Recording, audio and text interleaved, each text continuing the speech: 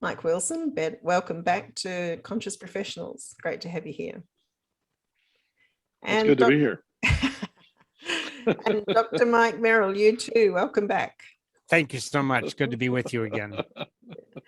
So we're here with this in this episode to follow up on the last episode where you both spoke to our parents in the audience who might be having some troubles perhaps with their kids or concerns, because it's a tricky old time. And you did give them a process and a couple of really good tools. I might let you recap those before you go into some solutions if things go wrong. How about that? Yeah, that's well, I think it's good to be back. It's good to have this conversation to think through some things because Mike and I both have been on the receiving end of so many times when things don't go as well as you think. Somebody gives you a solution and you follow it, and it's like, oh, okay, that didn't work. So, to recap what we talked about last week and having to the aspect of having the privilege of working with your sons or daughters in trying to navigate back into our COVID pandemic Delta world, whatever that is. We talked about stopping, which could be as little as 5 seconds, taking a breath, could be the time of sitting out on your porch and just enjoying the evening. We talked about the aspect of what it meant to stop, so you can go back and listen to that. We talked about the aspect of looking, observing what's going on, just paying attention to what's happening with your son or daughter, the kinds of maybe nuances of things that they are showing you, nonverbals kinds of things. The third one was listen. Take the time to listen, really hear them, which means that is going to have to come out of some of the aspect of stopping, if you will, to be able to put your agenda aside and be able to hear what's going on. And the last one is ask. Spend the time asking real questions. And Mike and I have spent pretty much a lifetime in our world, not only professionally and personally, of learning how to ask and how to ask better questions and what that looks like. It's actually a lot of fun, but with your son or daughter, to me, it becomes an incredible joy. May I jump in with a couple of things? You raised the topic of asking questions, and I know we actually did a piece on this specifically around asking questions. I wonder if you would mind if I were to provide that piece to people who listen to this particular. Oh, absolutely. Yeah. Sure, go for it. Great. Okay, thank you. The other thing was in the last episode, Dr. Mike choked up, and it struck a chord with me too when you spoke of one more tool, which is to look into your loved one's eyes and have them look into your eyes. And that's actually making me get chills right now. And how important that is in terms of giving a message of safety, I think, as well, when it's a more mature person offering that to a child. Right. That was my take on that.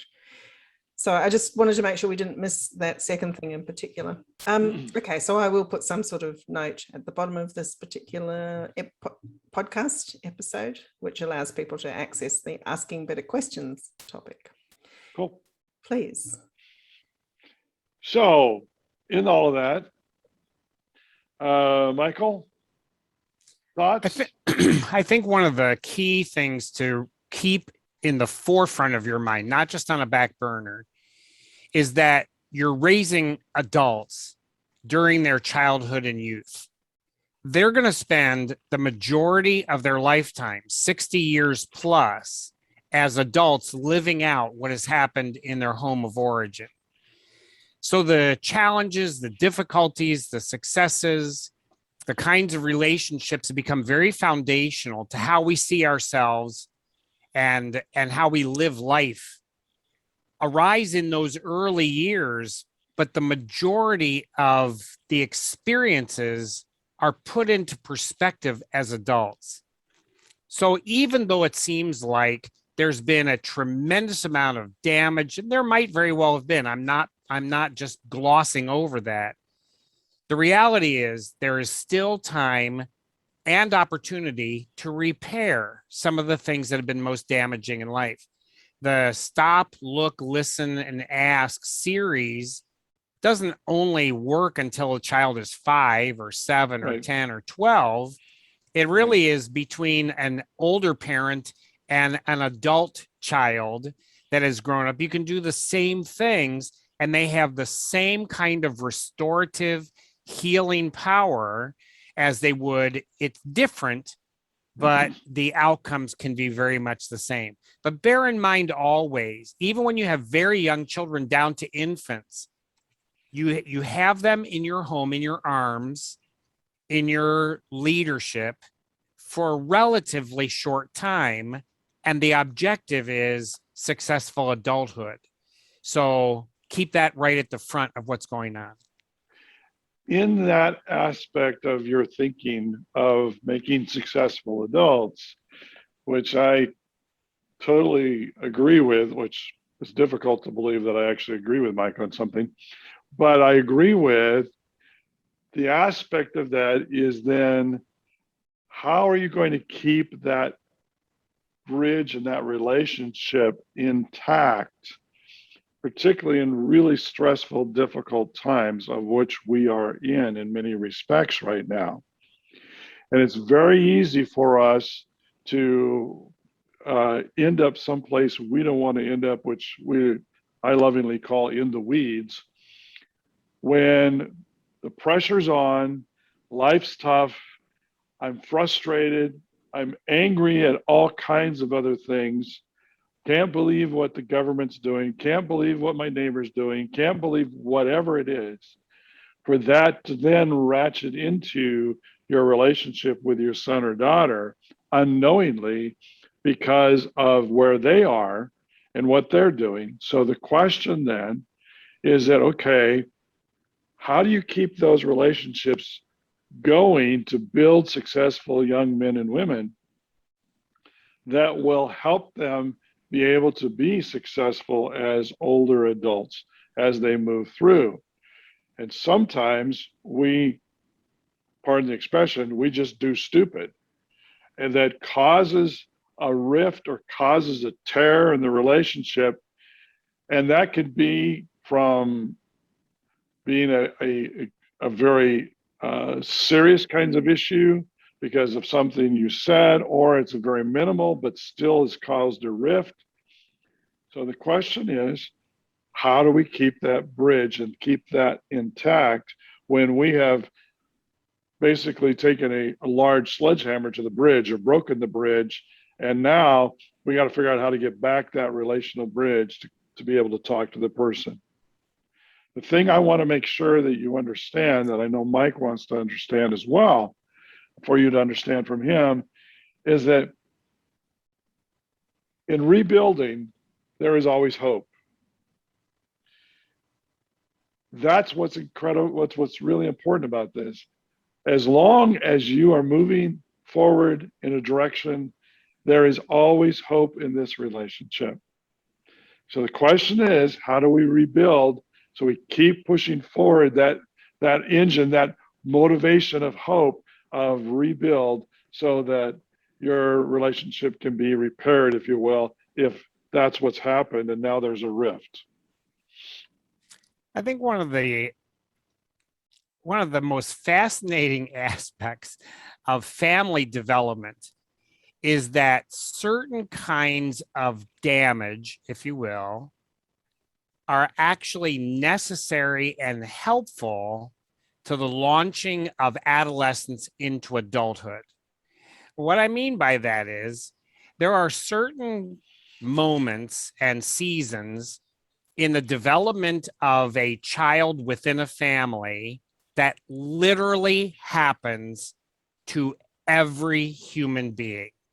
Let's just say the onset of language will allow a human being to learn words that are the naughty words. And somewhere along the line, they're going to try introducing the naughty words into their family conversation. Mm-hmm. What happens next is incredibly important, but it's universal.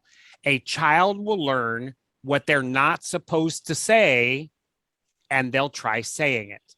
When their bodies are growing, there are times at which that growth is just incorporated. Their body, their skin, their skeleton, their internal organs are all nicely working together. But every human being has that time at which something grows really fast or it starts totally out of control. So it might be a young girl's menstrual periods or a boy's growth plates, and they ache and they hurt and they're nasty and they're miserable. And it goes on for some weeks or months or even a couple of years. It's natural. When a child gets to a certain age, they're going to say, why do I have to go to bed right now? Why do I have to clean my room up? Why can't I have that person as a friend? Why can't I ride my bike down the middle of the street? And what they're doing is saying, I want to create some policy, some rules for myself. The only way I can do that is to break your rules. And it sounds like now all of a sudden rebellion, divisiveness, resistance to authority is going to be a natural part of the growth cycle. I'm going to say it is. It really is necessary for a 27-year-old to be able to say, I know when to go to bed. I know how to drive a car. I know what I want to do with my money. And how did I learn that? Making stupid mistakes when I was 12, 14, 16. My mom or dad was on my case, but I pushed back. Now, Mike made the mention earlier, we're in a difficult age. You might be watching this video 75 years from now and looking back on what the history books say the age of COVID was. But I'll guarantee you're going to be in some kind of a situation that everyone around is going to say, this is really stressful. We're in the middle of a war. We're in the middle of political conflict. We're in the middle of educational upheaval. We're in the middle of financial disaster. Every single age of human beings has some cause to say, I'm under stress. That's normal human life. So the challenge then is our two key questions: what does it do to me, and what do I do with it? So when I grew up, I'm going to age myself here, it was in the early emergence of the Vietnam War. My father was military. I was a hippie with long hair. I was anti-war. I was anti-establishment. As time went by, we got into different kinds of international and world conflicts. I traveled all over. I began to see the world in a very different way. And I didn't adopt my father's views on everything, but I changed the way I saw the world and my part in it. The challenge, however, is conflict within families raising adults is going to be necessary for the child not to merely be a compliant parasite on the family for the remainder of their lives. Now, I want to make sure you're understanding there are children who have disabilities and challenges that make them dependents. I'm not talking about that. I'm talking about the family where a child can't grow up to adulthood. But if they do, is it always smooth? The answer is no. If it's been rocky, challenging, difficult, overwhelming, painful, that's actually human. If you go back and read some of the ancient writings of Plato and Aristotle and Sophocles and some of the people from 2,500 years ago, they wrote in their journals, the problems with the next generation is they're insolent, they talk back to their elders, they don't know how to live life, they keep using wrong language, on and on and on. 2,500 years, parents have been saying, my kid's out of control and I don't know what to do about it. Welcome to the human family. And what's really fascinating as Mike was talking, it just triggered in my mind. We talk about, in my mind, we talk about emotions being they're neutral in of themselves. And so it also has to do with this word conflict.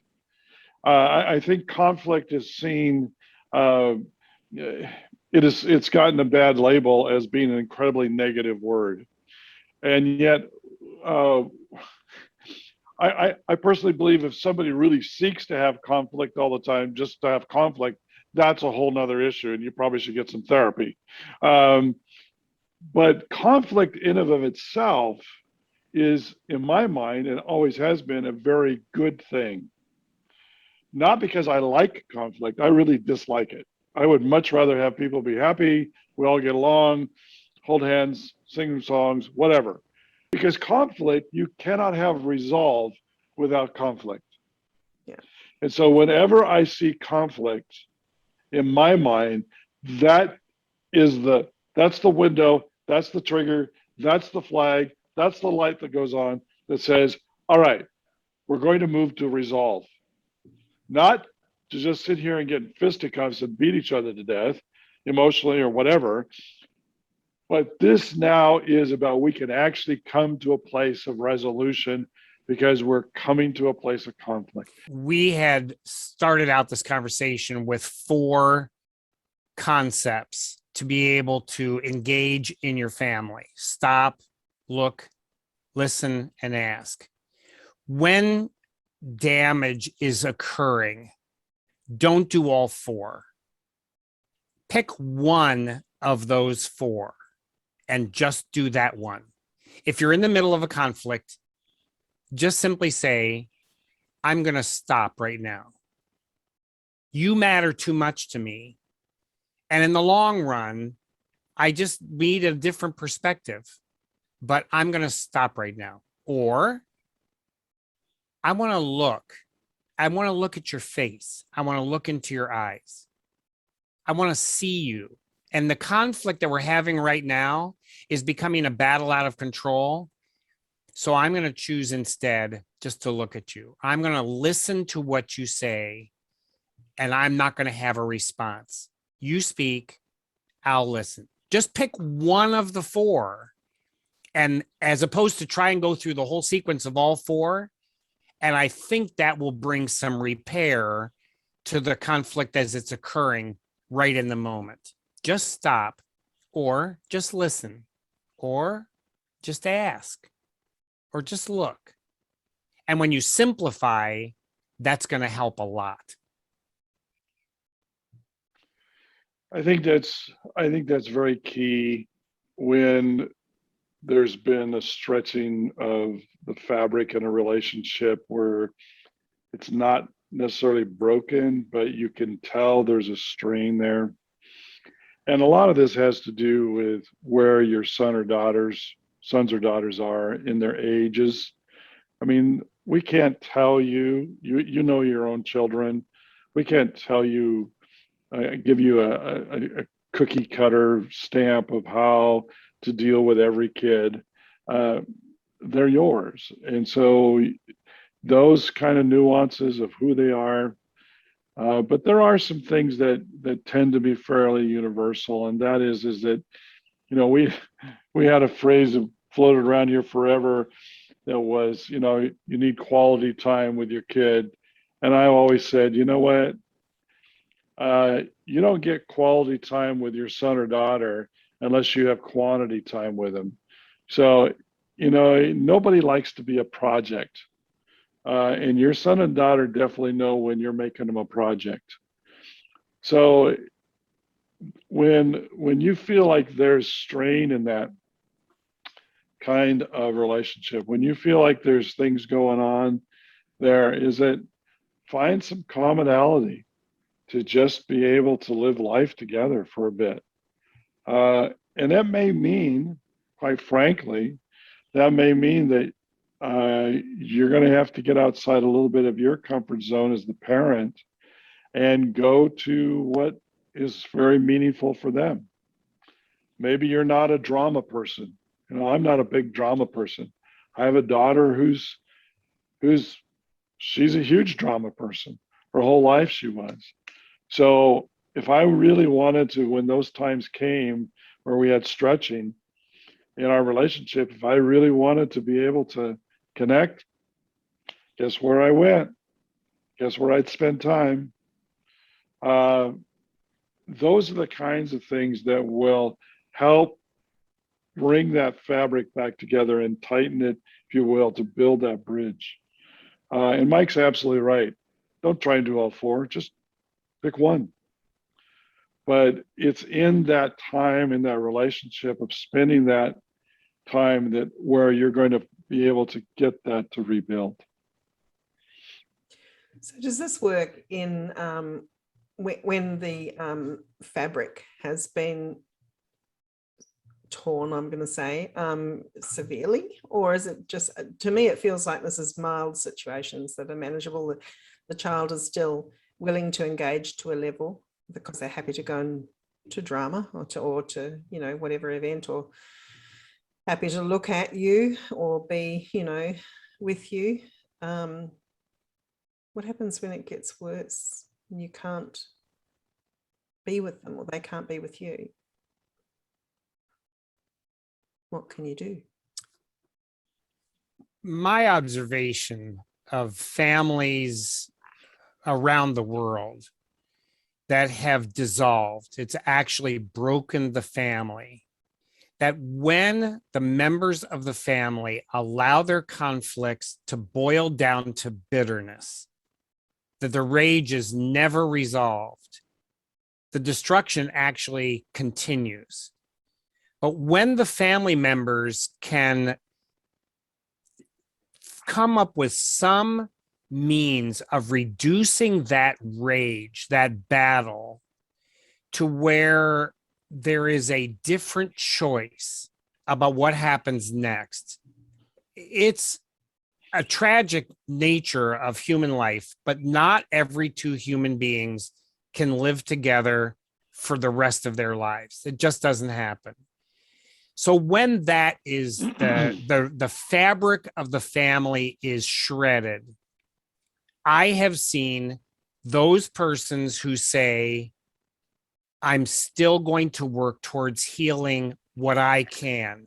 I can't do everything, but I can do something. That with a time passage, amazing relational healing occurs. So the people who utterly despised, they loathed each other, that the battles were raging and severe, 5 years later, 10 years later, are not only able to be amicable, they're actually friendly. And the structure is different, but the relationships can be healed. So I think there's hope across the board, even when we can't put the family broken pieces back together again. You still can answer the questions, well, what does it do to me? What do I do with it? I think those two, we've gone through an immense amount of research, and we keep coming back to those two questions. You ask for yourself, what's this doing to me? What do I do with it? And if you can figure out ways of addressing that reduces the power, that solves the winners, losers, that finds a way to work towards success, you'll be able to get through this. And I think that in regards to that whole aspect of becoming bitter, someone has to take the first step in reframing or repairing that relationship. If all we're doing is waiting for the son or daughter or whomever, the spouse, to repair it, we're going to wait a long time. And to be blunt about it, I think that we struggle greatly in our culture, in our world, in the United States, of this attitude of whatever you do, you don't forgive, you just get even. And I always ask people, so how's that working out for you? Because as long as you stay bitter and as long as you have that attitude of I'm going to be right no matter what, then you're hooked to that other person. They have you. And the bitterness just keeps going, and they are dragging you everywhere. The only way to unhook that is to find forgiveness and to give forgiveness. And so in a son-daughter relationship, do you have in mind the fact that you want them to be successful adults? Do you want them to be those people who know how to live life without bitterness because you've experienced a lot of that yourself and you know what it's done to you? So the question is then, what's this doing to you? And what are you going to do about it so that they don't have those same things in their lives as they move down life? Because that's what parenting is about. And sometimes it's very costly. But in the end, do I value the relationship more than I value me being the winner? That really becomes the question. One of the other interesting aspects of this is when, let's just say, a 32-year-old parent is speaking to a 7-year-old child. It might seem in the mind of the parent, I'm going to be weak if I make the first step to apologize. However, from the 7-year-old's point of view, that's not weakness. That's actually strength. Yep. You were the person that could step forward first, calm yourself down, and express an apology. That is immensely strong. And from the child's point of view, what appears to be I lost that conflict actually was the exact opposite. It builds their admiration. It teaches them how to do that successfully. Right. And it builds restoration instead of destruction. So That's when exactly you're the right. first one to take an action, to open your mouth, to extend an open arm, to be able to say, I think last night I was wrong. I really blew it. That I should not have said what I said.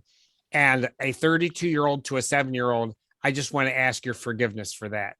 That teaches the 7-year-old, how can you do that graciously? How do you do that and not lose yourself? My mom, my dad, they're the strongest person I know. Yep. That's the way it works. That's right. Exactly. That is exactly right. It seems at times that the family that you are in is experiencing conflict that no one ever should go through. But it's natural, it's normal. Your little children are striving to become adults, and that is really hard work. So as they emerge from their infancy through their childhood, into their adolescence, into their own adulthood, those kinds of rough roads happen. They happen to everyone, and you'll get through it. Simplify. Don't try to do everything all at once. Pick one thing and do it well. You'll get through it. And as we finish up, we've been talking about the aspects of keeping the relationship intact. And that is the hope that we want to continue to encourage you with. Let that be the overriding thing going on in your mind and your heart, if you will, that your relationship is paramount, that you're going to take whatever it takes to be able to keep that relationship going, to keep that bridge built so that there is hope of that continuing to be healthy. And yeah, Mike's right. Life is tough. Sometimes life is beyond crazy. We know that. Look at history. But if what you do within your family is that endeavor to keep those relationships intact, and so that is primary, that is what you're all about, you're going to be fine. It's going to take a lot of work. You're going to stumble a lot. We do. We still do. We have grown children. But you know what? That's what it's about. So we want to encourage you. keep moving forward. You'll get there. It'll be okay. And enjoy, please enjoy your children, no matter how young or old they are.